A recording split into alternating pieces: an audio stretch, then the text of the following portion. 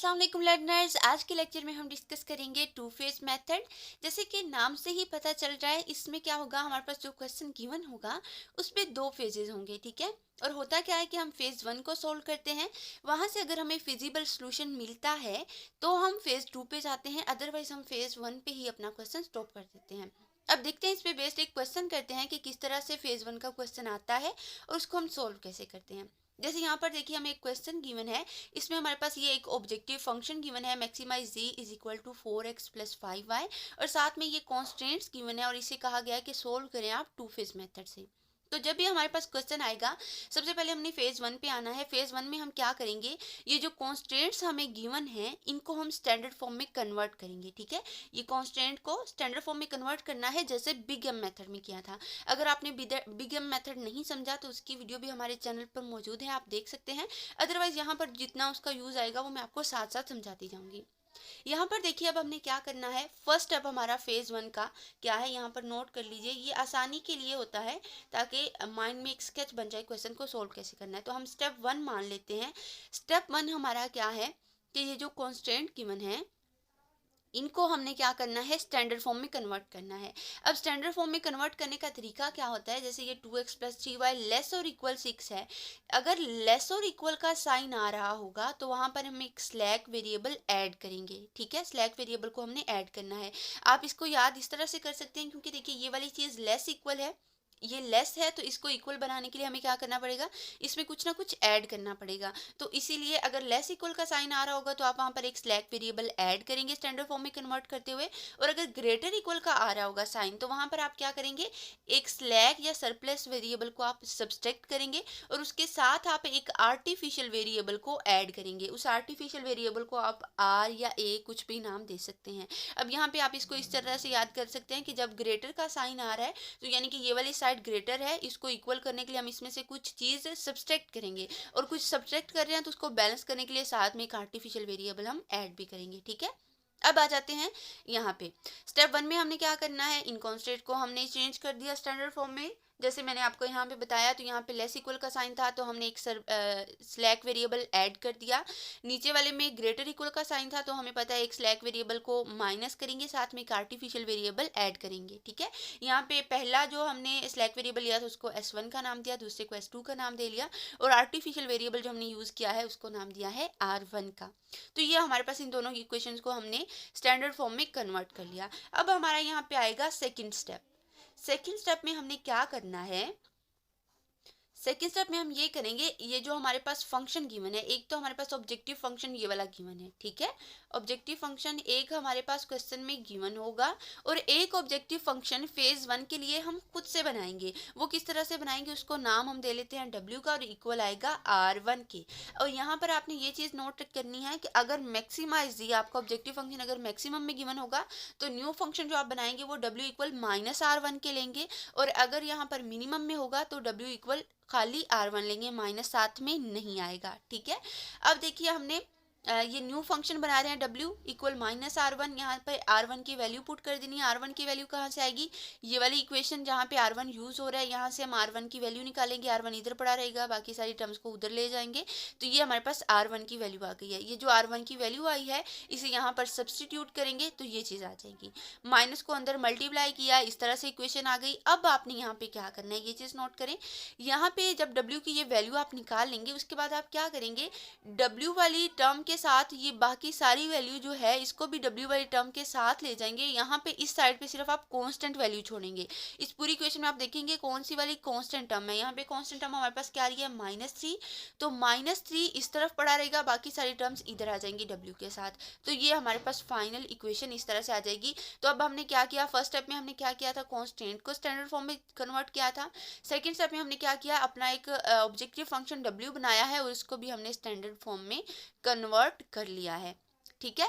अब हमने अगला काम क्या करना है, अगला काम बिग एम मेथड की तरह सिंपली हम जैसे सिंप्लेक्स मेथड के में आइट्रेशन करते होते हैं उसी तरह आइट्रेशन करनी है। उसके लिए हमने टेबल कंस्ट्रक्ट कर लेना है। जितने वेरिएबल हमारे पास यूज हो रहे हैं वो लिख लेंगे, x है, y है, S1 आ रहा है, S2 R1, ये सारे वेरिएबल्स मैंने यहाँ पे लिख लिए रो में।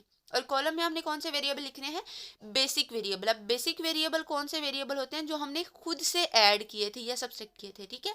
अब वो हमारे पास क्या है, S1 है, S2 है, R1 है, ये सारे बेसिक वेरिएबल हैं। पर इनमें से भी हमने वो वाले चूज करने हैं जो पॉजिटिव हैं। जैसे S1 यहाँ पर नेगेटिव है तो S1 को हम नहीं चूज करेंगे। बाकी हमारे पास कौन सा बचा, S1 और R1। R2 को सॉरी S2 को हम चूज नहीं करेंगे, S1 और R1 को हम यहाँ पे सिलेक्ट करेंगे। तो यहाँ पे हमारे पास S1 और R1 बेसिक वेरिएबल हमारे आ गए और ये हमारा टेबल कंस्ट्रक्ट हो गया। यहाँ पर सोल्यूशन आता है, नीचे W, ये वाला फंक्शन हमने जो W न्यू फंक्शन कंस्ट्रक्ट किया है फेज 1 में, हमने ये वाला फंक्शन यूज करना है अपना, ठीक है। इनकी वैल्यूज आगे हमने लिख देनी है। S1 वाली इक्वेशन ये वाली थी, S1 वाली इक्वेशन में x की वैल्यू 2 है, y की 3 है, S1 की वैल्यू 1 है, S2 और R1 नहीं है तो वो 0 0 आ जाएंगे और सोल्यूशन इसका क्या है, 6 है। इसी तरह हमने पूरा टेबल इसका बना लिया। अब जी टेबल बनाने के बाद अगला काम हमारा क्या है, बिल्कुल बिग एम मेथड की तरह हमने क्या करना है यहाँ पे भी, क्योंकि हमारा ऑब्जेक्टिव फंक्शन हमें मैक्सिमा इसमें गिवन था, तो अगर ऑब्जेक्टिव फंक्शन मैक्सिमम में गिवन होगा तो हम क्या करेंगे, हमने क्या करना है, ये जो नीचे डब्ल्यू वाली ये जो हमारी फंक्शन वाली रो है इसे पॉजिटिव करना है, इसमें सारी टर्म्स पॉजिटिव लेके आनी है। तो अब यहाँ पर देखिए हमारे पास ये नेगेटिव टर्म्स आ रही हैं, इनको हमने पॉजिटिव बनाना है। उसके लिए हम क्या करेंगे, पॉजिटिव बनाने के लिए यहाँ पे जो सबसे छोटी वैल्यू है वो सिलेक्ट करेंगे, ठीक है। ये -1 है, ये -3, सबसे छोटी वाली वैल्यू कौन सी आ रही है, -3। -3 को सिलेक्ट करेंगे और इसके वाला कॉलम हमारा स्कैन हो जाएगा, ये वाला कॉलम स्कैन कर लेंगे। उसके बाद इस कॉलम को, ये सोल्यूशन वाले कॉलम को इसको डिवाइड कर देंगे, तो 6 डिवाइड होगा 2 पे, 6 डिवाइडेड बाय 2 3 मिलेगा, और 3 डिवाइड होगा इस 3 पे, तो 3 डिवाइडेड बाय 3 हमारे पास क्या आ जाएगा, 1 आ जाएगा। अब डिवाइड करने के बाद हमने इन दोनों में से देखना है जो लीस्ट वैल्यू आ रही है, जो छोटी वैल्यू है वो चूज करनी है। ये छोटी वैल्यू क्या है, 1 है, और ये 1 कहाँ पे मिली है, यहाँ 3 पे मिली है, तो इस 3 को हम अपना पिवट पॉइंट मान लेंगे, ठीक है। ये 3 हमारा क्या आ जाएगा, पिवट पॉइंट आ जाएगा। अब हमने क्या करना है नेक्स्ट काम, ये जो पिवट पॉइंट हमने लिया है इसको 1 बनाना है। अगर तो ये ऑलरेडी 1 है तो ठीक है, अगर 1 नहीं है तो हम इसको 1 बनाएंगे। तो जैसे ये हमारे पास पिवट एंट्री 3 है, इसको 1 बनाना है और इसके ऊपर नीचे फिर हम 0 बनाएंगे। सबसे पहले तो इस पिवट एंट्री को 1 बनाते हैं। उसके लिए हम क्या करेंगे, इसे 1 बनाने के लिए ये पूरी R2 को हम 1/3 से मल्टीप्लाई कर देंगे। तो यहाँ पे हमने यही रो ऑपरेशन अप्लाई किया है, 1/3 R2, ठीक है। तो इससे हमारे पास ये 1 बन गया और बाकी ये पूरी रो पे इस तरह से ऑपरेशन अप्लाई हो गया, ठीक है। अगला काम अब हमारा क्या है, अगला काम हमने ये करना है कि इसके ऊपर नीचे हमने 0 बनाने, ये हमारी पिवट एंट्री 1 है, इसके ऊपर नीचे हमने 0 बनाने हैं। उसके लिए हमने कौन से रो ऑपरेशन यहाँ पे यूज किए हैं वो मैंने लिखे हैं, R1 - 2 R2 करेंगे, ठीक है। तो यहाँ पे हमारे पास 2 - 2 0 हो जाएगा और यहाँ पे भी नेक्स्ट इस तरह हम इसे सॉल्व करेंगे, और R3 + 3 R2 करेंगे, तो ये वाली टर्म भी जो है हमारी ये क्या हो जाएगी, 0 हो जाएगी, ठीक है। अब हमने क्या किया, जो हमारी पिवट एंट्री थी 1 उसके ऊपर नीचे हमने 0 बना लिया। अब इसको 0 बनाने के बाद नेक्स्ट हमने दोबारा देखना है कि ये जो हमारा फंक्शन है W, इसकी रो में देखना है कि कोई नेगेटिव वैल्यू तो नहीं आ रही। हमने तब तक आइट्रेशंस करते जाना है जब तक ये सारी हमारी वैल्यूज जो हैं पॉजिटिव ना हो जाएं। तो अब देखें W में हमारे पास क्या हुआ है, कोई भी नेगेटिव वैल्यू नहीं आ रही, सारी नॉन नेगेटिव वैल्यू हैं, ठीक है। अगर सारी नॉन नेगेटिव वैल्यूज आ जाती हैं तो फिर हम यहाँ पे W की वैल्यू निकाल लेंगे। यहाँ पे हम अपनी आइट्रेशन स्टॉप कर देंगे और यहाँ से हम अब W की वैल्यू निकाल लेते हैं। तो W की वैल्यू हमारे पास यहाँ पे क्या दी हुई है, 0, तो W इक्वल आ गया 0। ये W = 0 जो है ये हमारा फिजिबल सोल्यूशन है, तो यहाँ पे हमें फिजिबल सोल्यूशन मिल गया है। और अगर हमारे पास यहाँ पर W की वैल्यू 0 ना आती, ग्रेटर देन 0 आ जाती, 1 2 3 4 समथिंग कुछ भी आ जाती, नेगेटिव तो जाहिर है आनी नहीं है, इस सबको हमने पॉजिटिव करना है। तो अगर ग्रेटर देन 0 हमारे पास कोई वैल्यू आ जाती तब हमने कहना था इसका फिजिबल सोल्यूशन जो है वो एग्जिस्ट नहीं करता, नॉन फिजिबल है ये, ठीक है। तो अब अगर फिजिबल सोल्यूशन मिलेगा तो हम फेज 2 पे जाएंगे, अगर फिजिबल सोल्यूशन नहीं मिलता तो हमारा क्वेश्चन यहीं पे स्टॉप हो जाएगा, हम आगे मूव नहीं करेंगे। अब यहाँ पे हमें W = 0 इसका फिजिबल सोल्यूशन मिल चुका है, तो अब हम फेज 2 पे मूव करेंगे।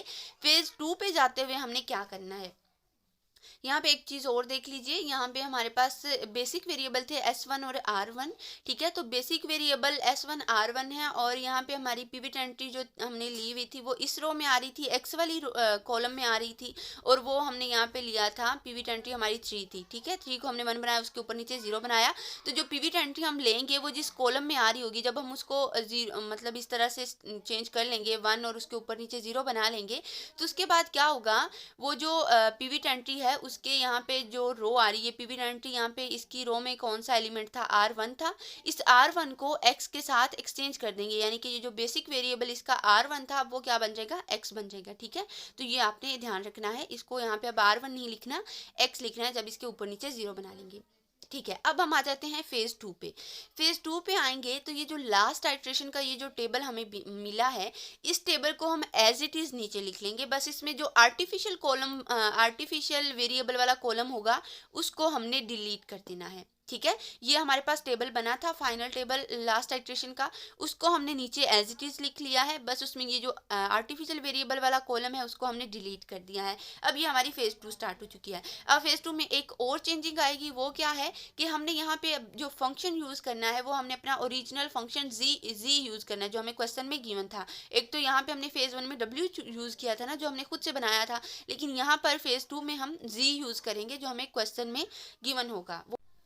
अब यहाँ पर हमारा ये फेज 2 का टेबल आ चुका है। ठीक है, इसके बाद नेक्स्ट हमने काम फिर से वही हमारा पिछला वाला काम करेंगे। हमने क्या करना है, अब क्योंकि हमारे पास ये मैक्सिमम में हमारा ऑब्जेक्टिव फंक्शन गिवन था, तो अब हमने यहाँ पे क्या करना है, ये नीचे वाली जो फंक्शन वाली रो है पूरी, इसको देखना है, इसमें हमारे सारे पॉजिटिव आने चाहिए। ठीक है, इन सबको पॉजिटिव बनाना है। अब यहाँ पे नेगेटिव आ रहे हैं, -4 और -5 दो नेगेटिव आ रहे हैं, तो इसका मतलब हम यहाँ पे आइट्रेशन करेंगे। तो उसके लिए आइट्रेशन करने के लिए हमने किस तरह से करनी होती है कि सबसे छोटी वैल्यू यहाँ पे सेलेक्ट करनी होती है, और वो हमारे पास क्या है, -5। तो इस -5 पे हम एरो लगा लेंगे, ये वाला कॉलम हमारा स्कैन हो जाएगा, और फिर इनको हमने डिवाइड करना है आपस में। तो डिवाइड करें इस सोल्यूशन वाली वैल्यूज पे, तो डिवाइड करेंगे, तो यहाँ से हमें 1.4 को जब डिवाइड करेंगे इस पे, तो हमारे पास क्या आ जाएगा, 1/1.7 आ जाएगा। यहाँ से हमें क्या मिलेगा, 3 मिलेगा। तो हमने छोटी वाली वैल्यू यहाँ से सेलेक्ट करनी है, तो छोटी हमें क्या मिली है, 1.7। ठीक है, और वो कहाँ पे मिली, 4 को डिवाइड करने से, और 4 को किस पे डिवाइड करने से, इस पे। तो ये हमारे पास अब ये हमारी पिवट एंट्री होगी। ठीक है, पिवट एंट्री हमारे पास क्या सिलेक्ट होगी, 7/3। अब जो पिवट एंट्री हमने सेलेक्ट कर ली है, उसके ऊपर नीचे हमने 0 बनाना होता है, और उस पिवट एंट्री को 1 बनाना होता है। तो सबसे पहले तो हम इस पिवट एंट्री को 1 बनाएंगे। इसको 1 बनाने के लिए हम क्या करेंगे, R1 को, ये जो R1 आ रही है, इसको 3/7 से मल्टीप्लाई कर देंगे। ठीक है, तो अब यहाँ पे हम अपना रो ऑपरेशन अप्लाई करते हैं। देखिए 3/7 R1 करेंगे, तो ये हमारी जो पिवट एंट्री थी वो 1 हो जाएगी। ठीक है, नेक्स्ट अब देखिए हमने क्या करना है, पिवट एंट्री हमारी 1 हो चुकी है, उसके ऊपर नीचे हमने 0 बनाना था। उसके ऊपर नीचे यहाँ पे 1/3 था, यहाँ पे -5 था। इनको 0 बनाने के लिए हमने रो ऑपरेशन कौन से यूज किया, R2 - 1/3 R1, और साथ में R3 + 5 R1 किया। ठीक है, ये वाले रो ऑपरेशन हमने अप्लाई किया, तो इसके ऊपर नीचे हमारे पास क्या आ गया, 0 आ गया। ठीक है, अब ये ऊपर नीचे 0 बना चुके हैं। अब हमने फिर देखना है कि क्या नीचे कोई हमारे पास 0, अब यहाँ पे एक और चीज़ देखिए, यहाँ पे जब ऊपर नीचे 0 आ चुका है, तो हमारे पास जो बेसिक ये किस में आया है चेंज, हमने कौन सी कहाँ पे चेंज किया है, y वाला कॉलम, हमारी पिवट एंट्री कहाँ पे थी, y में थी। ठीक है, और इसके हमने नीचे 0 बना लिया है। तो उसके बाद मैंने आपको बताया था क्या होगा, कि ये जो इसका कॉलम में हमारे पास इसका वेरिएबल क्या पड़ा था, S1। अब ये जो S1 है, ये रिमूव हो जाएगा, और यहाँ पे क्या आ जाएगा, y आ जाएगा। ठीक है, पिवट एंट्री y पे थी, तो y का जो बेसिक वेरिएबल है S1, वो रिमूव होके यहाँ पे क्या आ जाएगा, y आ जाएगा। ठीक है, अब देखिए हमारे पास नेक्स्ट हमने देखा नीचे सारे पॉजिटिव नहीं है, अभी भी नेगेटिव आ रहा है, -4। तो इसको हमने सेलेक्ट कर लेना है, इसका कॉलम स्कैन करेंगे, इसको डिवाइड करेंगे। ठीक है, तो 0 को जब डिवाइड कर, इस चीज़ को जब हम 0 से डिवाइड करेंगे तो इन्फिनिटी मिलेगा, और 3/7 को जब 1 से डिवाइड करेंगे तो हमारे पास क्या आ जाएगा, 3/7। अब यहाँ पे इन्फिनिटी वाली टर्म अगर आ जाए या नेगेटिव वाली टर्म आ जाए, तो उसको आपने हमेशा निग्लेक्ट करना है, इग्नोर करना है, और हमेशा लीस्ट पॉजिटिव टर्म हमने लेनी होती है। तो पॉजिटिव टर्म हमारे पास ये 3/7 है, और वो हमें कहाँ पे मिली है, 1 पे। तो 1 हमारी पिवट एंट्री आ जाएगी। अब हमने पिवट एंट्री सेलेक्ट कर ली है 1, इसके ऊपर नीचे 0 बनाना है, ऊपर ऑलरेडी 0 है, जस्ट नीचे 0 बनाना है। ठीक है, तो नीचे 0 बनाने के लिए हमने यहाँ पे रो ऑपरेशन यूज किया है, R3 + 4 R1। तो इससे हमारे पास इसके ऊपर नीचे, ऊपर तो ऑलरेडी 0 था, यहाँ पे जो नीचे -4 था उसकी जगह भी क्या आ गया, 0 आ गया। अब हमने नेक्स्ट दोबारा देखना है, इसको स्कैन देखना है जी वाले को, हमारी फंक्शन वाली रो को, कि इसमें सारी पॉजिटिव टर्म्स आ रही हैं। तो देखिए अभी भी इसमें सारी पॉजिटिव नहीं हुई, अब हमारे पास ये नेगेटिव बन गया है, -2/7। तो इस -2/7 को हम अब चूज कर लेंगे। ठीक है, हमने तब तक आइट्रेशन करती जाना है जब तक हमारे पास ये सारे पॉजिटिव ना हो जाएं। अब ये -2/7 वाला कॉलम स्कैन हो जाएगा, इसको इस पे डिवाइड करेंगे तो 6 आएगा, इसको इस पे डिवाइड करेंगे तो हमारे पास -1 आएगा। माइनस वाली एंट्री हमें पता है, वो हम इग्नोर कर देंगे। पॉजिटिव हमें किस पे मिला है, 6 पे, और 6 कहाँ पे था, 2/7 पे, ठीक है। तो 2/7 हमारा पिवट पॉइंट आ जाएगा, ठीक है। अब हमने क्या करना है, सबसे पहले तो अपने पिवट पॉइंट को जो कि 2/7 था उसको 1 बनाना है। उसके लिए R1 को 7/2 से मल्टीप्लाई कर देंगे, तो ये हमारे पास पिवट एंट्री हमारी 1 हो चुकी है। उसके बाद इसके ऊपर नीचे हमने 0 बनाना है, ऊपर तो कोई टर्म है नहीं, तो नीचे वाली इन दोनों को 0 करना है। इन दोनों को 0 करने के लिए हम यहाँ पे रो ऑपरेशन लगाएंगे, तो सिमिलरली जैसे पीछे करते आएंगे वैसे, तो यहाँ पे भी हम ये इन दोनों टर्म्स को भी 0 0 बना लेंगे। जब ये पूरा 0 0 बन गया तो हम दोबारा देखेंगे क्या हमारी जी वाली फंक्शन वाली रो में कोई नेगेटिव वैल्यू आ रही है। तो अब देखिए यहाँ पे कोई भी नेगेटिव वैल्यू नहीं आ रही, सारी हमारे पास पॉजिटिव टर्म्स आ चुकी हैं। तो अब यहाँ पे हम अपनी आइट्रेशंस को स्टॉप कर देंगे, ठीक है। ये अब हमारी फेज 2 का सोल्यूशन यहाँ तक था। अब यहाँ से हम अपने जो basic variable non basic variable हैं उनकी हम वैल्यूज लिखेंगे। तो S2 की वैल्यू हमारे पास क्या आ रही है, 6 आ रही है, वो लिख देंगे। X की वैल्यू हमारे पास क्या है, 3 है। और Z की वैल्यू हमारे पास क्या आ रही है, 12 आ रही है। अब यहाँ पे हमारा काम खत्म हो गया है, जी की वैल्यू हमें मिल गई है, ठीक है, हमारे ऑब्जेक्टिव फंक्शन की। अब यहाँ पे देखिए, ये तो जो क्वेश्चन था ये उस केस में था अगर हमारा जो ऑब्जेक्टिव फंक्शन है वो हमें मैक्सिमम में गिवन हो, ठीक है। ये हमने क्वेश्चन सॉल्व किया है जहाँ पे हमारा ऑब्जेक्टिव फंक्शन मैक्सिमम में गिवन था। लेकिन अगर ये जी हमारा ऑब्जेक्टिव फंक्शन जो है ये अगर हमें मिनिमम में मिल जाए तब हम कैसे सोल्व करेंगे, क्या पैटर्न होगा।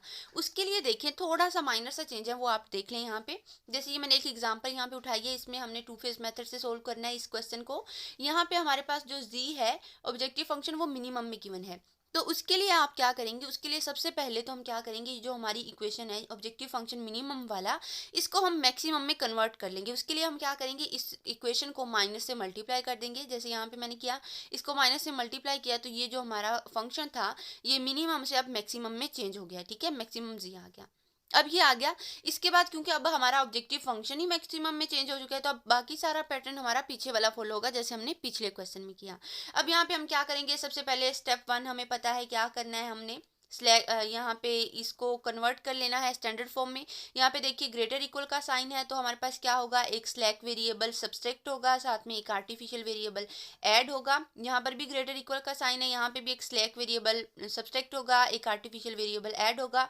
अब यहाँ पे 2 आर्टिफिशियल वेरिएबल आ गए इस क्वेश्चन में, ठीक है, R1 और ये इसको R2 का नाम दे लेते हैं, S1 और S2। यहाँ पे लेस और इक्वल का साइन है, ठीक है, तो यहाँ पे हमारे पास क्या होगा, एक स्लैक वेरिएबल जस्ट ऐड होगा, इसको S3 का नाम दे लेते हैं। तो इस तरह से हमने इन इक्वेशन को लिख लेना है इनकी स्टैंडर्ड फॉर्म में। ये आ गया। इसके बाद हमारा सेकंड स्टेप क्या होता था, हमें पता है सेकंड स्टेप में हमने क्या करना है, खुद से एक फंक्शन हमने W बनाना है। एक हमारे पास Z गिवन है, एक हमने W खुद से बनाना है। और हमने कहा था कि W इक्वल हम लेंगे R1 के माइनस R1 के। अब यहाँ पे हमारे जितने हमारे पास आर्टिफिशियल वेरिएबल होंगे उनके इक्वल लिखेंगे। अब यहाँ पे हमारे पास आर्टिफिशियल वेरिएबल 2 हो गए हैं, R1 और R2, तो हम क्या लिखेंगे, माइनस R1 माइनस R2, ये हमारा W फंक्शन बन जाएगा, ठीक है। W आ गया। उसके बाद हमने क्या करना है, वही R1 और R2 की वैल्यूज यहाँ से निकालेंगे और यहाँ पे सब्स्टिट्यूट कर देंगे। इक्वेशन को थोड़ी कैलकुलेशन की सिंप्लीफाई किया और यहाँ से ये हमारे पास W इक्वल इस चीज़ के आ गया, ये इक्वेशन आ गई। इसके बाद हमने क्या करना है, कांस्टेंट वाली टर्म को एक साइड पे कर लेना, पूरा फंक्शन इस तरह से। नेक्स्ट अब हमारी फेज 2 है। बाकी सिंपल उसी तरह से हमने क्या करना है, टेबल कंस्ट्रक्ट करना है। अब यहाँ पे देखिए सारा क्वेश्चन पीछे वाला ही होगा जैसे हमने पिछला किया ना, मैक्सिमम वाला, क्योंकि हमने क्या किया, अपने मैक्सिमम फंक्शन हमारे जो मिनिमम फंक्शन था उसको ही मैक्सिमम में चेंज कर लिया, तो पूरा पैटर्न जो है वो हमारा सेम चलेगा। उसी तरह से हमने ये सारे नीचे वाले क्या करने हैं, पॉजिटिव बनाने हैं। तब तक इसकी आइट्रेशंस करते जाएंगे, तो इनकी आइट्रेशन करते जाएंगे जब तक हमें ये सारे पॉजिटिव नहीं मिल जाते। तो यहाँ पर देखें ये हमारा यहाँ पर ये सारी हमारी वैल्यूज़ जो हैं वो पॉजिटिव आ गई हैं, ठीक है। तो यहाँ से अब जब तक हमने कहा था तब तक सोल्व करेंगे जब तक ये सारे पॉजिटिव ना मिल जाएं। यहाँ पे सारे पॉजिटिव मिल गए हैं, यहाँ पे आइट्रेशन अपनी स्टॉप कर देंगे फेज़ 1 की। यहाँ पे हमारी फेज़ 1 की आइट्रेशन स्टॉप हो गई हैं। अब यहाँ से हम W की वैल्यू निकालेंगे, तो W की वैल्यू यहाँ पे क्या है, 0। अब W की वैल्यू 0 मिल गई है तो ये इसका फिजिबल सोल्यूशन है। और मैंने पहले भी बताया था अगर 0 नहीं मिलता तो क्वेश्चन यहाँ पे स्टॉप हो जाएगा, आगे मूव नहीं करेंगे। तो W 0 आ गया है, ये फिजिबल सोल्यूशन है। अब हम फेज 2 में जाएंगे। तो फेज 2 में सिमिलरली हमने क्या करना है, ये वाली जो लास्ट आइट्रेशन वाला टेबल है वो उठा के यहाँ पे रख देना है। बस इसमें जो आर्टिफिशियल वाले कॉलम है R1 और R2 वो हम डिलीट कर देंगे, वो यहाँ पे नहीं लिखेंगे। और साथ में एक और चीज़ अब चेंज होगी यहाँ पे, वो क्या कि यहाँ पे हमारे पास W था, अब यहाँ पे हमने Z फंक्शन यूज करना है, ठीक है। ये जो हमने z फंक्शन यहाँ पे लिया था, maximize z is equal to this, अब हम ये वाला फंक्शन यूज करेंगे। z की वहाँ पे w लिखा था, अब यहाँ पे हम z लिखेंगे और इसमें x की वैल्यू -3 है और x2 की वैल्यू जो है वो हमारे पास -5 है और बाकी सारे जो वेरिएबल्स हैं उनकी वैल्यूज हमारे पास क्या आ गई, 0 0। अब ये हमारा टेबल अपडेट हो चुका है, ठीक है। अब हम फेज 2 में एंटर हो चुके हैं।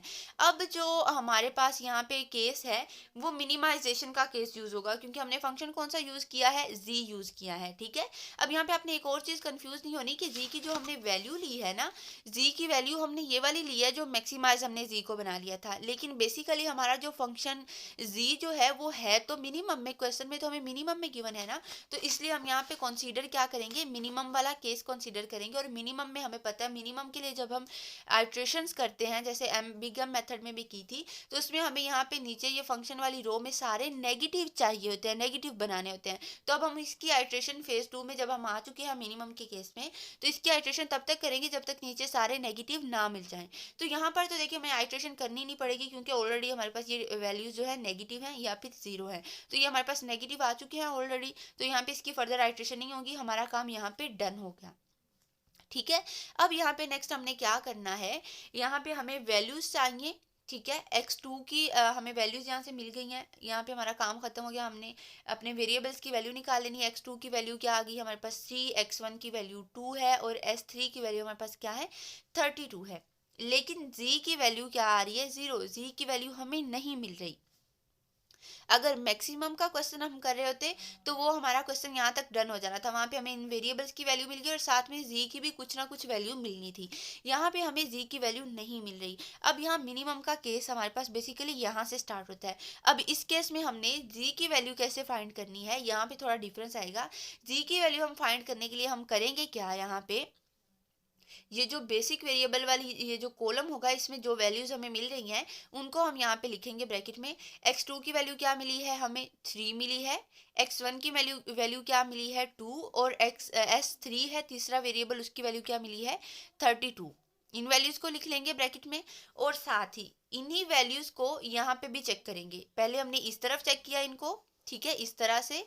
अब इन्हीं वैल्यूज को हम ऐसे चेक करेंगे। x1 की वैल्यू क्या है, -3 है और x2 की वैल्यू पहले लिख लेते हैं। हमारे पास क्या है, -5 है यहाँ पे। x2 की वैल्यू क्या है यहाँ पर, -5 है। x1 की वैल्यू क्या है, -3 है और दूसरा वेरिएबल s3 उसकी वैल्यू क्या है, 0 है, ठीक है। इन वेरिएबल्स को हमने अब क्या, इन वैल्यूज को हमने क्या करना है, अब आपस में मल्टीप्लाई करना है। यहाँ से हमें जो वैल्यू मिलेगी वो हमारे मैक्सिमाइज जी की वैल्यू मिलेगी। ये जो मैक्सिमाइज जी हमने फंक्शन बनाया था ये वाला, यहाँ से हमें इस जी की वैल्यू मिल जाएगी। पहले हमें इस जी की वैल्यू क्या मिल रही है, 0, लेकिन हमें 0 नहीं चाहिए, हमें इसकी कोई ना कोई वैल्यू मिलनी चाहिए। तो इसके लिए हम मैक्सिमाइज जी को इस तरह से निकाल लेंगे, ये वाली वैल्यूज को आपस में मल्टीप्लाई करेंगे। तो इनको मल्टीप्लाई करने से यहाँ पे देखें यही वैल्यूज मैंने लिखी, इनको मल्टीप्लाई करने से हमें क्या मिला है, -21। ये वैल्यू किसकी आई है हमारे पास, मैक्सिमाइज जी जो हमारा फंक्शन था उसकी वैल्यू हमें मिल चुकी है -21। अब हमें जो बेसिकली वैल्यू चाहिए, जो हमारा ओरिजिनल क्वेश्चन में जो फंक्शन गिवन था वो मिनिमम में गिवन था, आंसर भी हमने मिनिमम में लेके आना है। भले ही हमने पूरे क्वेश्चन को सोल्व मैक्सिमाइज में किया था लेकिन आंसर तो हमें मिनिमम में चाहिए। तो मिनिमाइज जी हमने फाइंड करना है। तो मिनिमाइज जी का यहाँ पे फॉर्मूला क्या है, मिनिमाइज जी जो है वो इक्वल होगा माइनस मैक्सिमाइज जी के। और मैक्सिमाइज जी की वैल्यू हम यहाँ पर निकाल चुके हैं, उसको हम यहाँ पे पुट करेंगे। तो मैक्सिमाइज जी की वैल्यू -21 है, उसको माइनस के साथ मल्टीप्लाई किया तो ये क्या आ गया, 21। अब यहाँ पे हमारे पास मैक्सिमाइज जी की वैल्यू क्या आ चुकी है, 21। अब हमारे पास जी की वैल्यू 21 है, ये हमारे वेरिएबल्स है, इनकी वैल्यूज भी हमारे पास आ चुकी हैं। तो ये हमारा क्वेश्चन डन हो चुका है, ठीक है। अब आप इसकी वेरिफिकेशन भी कर सकते हैं कि ये जो हमारी जी की वैल्यू आई है क्या ये करेक्ट है या फिर हमने कहीं पे गलती की है। तो इसके लिए आप इन वैल्यूज को x1 x2 की जो वैल्यूज है इनको, जो ओरिजिनल हमारा क्वेश्चन में फंक्शन गिवन था मिनिमाइज जी वाला, वहां पे इसको सब्सटीट्यूट करें, आप देखेंगे आपका आंसर 21 ही आएगा। अगर 21 नहीं आ रहा तो इसका मतलब आपने कहीं मिस्टेक की है। ये आज का हमारा लेक्चर था। अगर आपका कोई क्वेश्चन क्वेरी हो तो आप पूछ सकते हैं। Thank you.